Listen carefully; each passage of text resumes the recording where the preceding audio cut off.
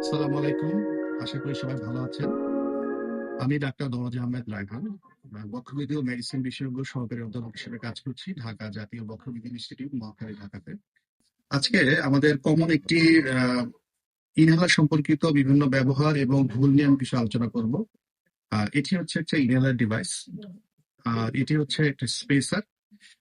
ইনহেলারের সাথে আমরা কেন স্পেসার ব্যবহার করছি, অনেকে লিখে দিই কিন্তু অনেকে কিনেন না, কিন্তু আসলে এটা ছাড়া ওষুধ ব্যবহার করলে অধিকাংশ ওষুধ আসলে নষ্ট হয়ে যায়, ঠিক মতো ফুসফুসে পৌঁছাতে পারে না। এটা ব্যবহারের জন্য এই স্পেসারটিকে আমরা দুটি অংশে দেখাচ্ছি। একটা হচ্ছে যে এই ধরনের স্পেসার শুধুমাত্র বড়দের ক্ষেত্রে ইউজ করা যায়, আর বাচ্চা যখন যখন ছোট শিশু তাদের ক্ষেত্রে আমরা এই মাস্কটি লাগিয়ে নিই, এটাও এটির সাথে দেওয়া থাকে। এক্ষেত্রে যেটা করতে হয়, এভাবে বাচ্চাদের নাকের সাথে লাগিয়ে কাজ করতে হয়।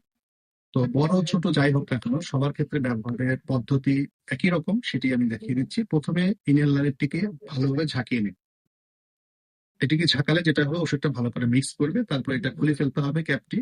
এরপরে এটাকে ইনহেলারের এই পিছনে যে একটা জায়গা আছে অবস্থান, এখানে আমরা সুন্দরভাবে ফিট করে লাগিয়ে দিলাম।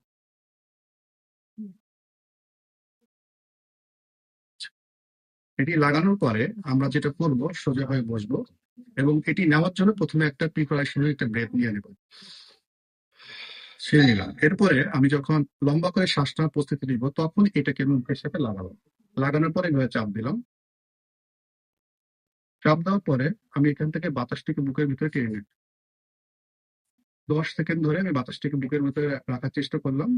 এরপরে আমি ধীরে ধীরে মুখের মধ্যে বাতাস যেটি আছে সেটিকে এই চোঙের ভিতরে আবার ছাড়া শুরু করলাম।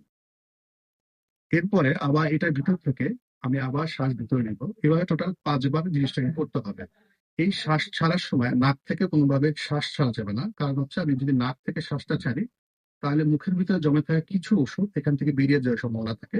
তাই এটাকে আমরা অলওয়েজ মুখ থেকে ছাড়ার চেষ্টা করবো।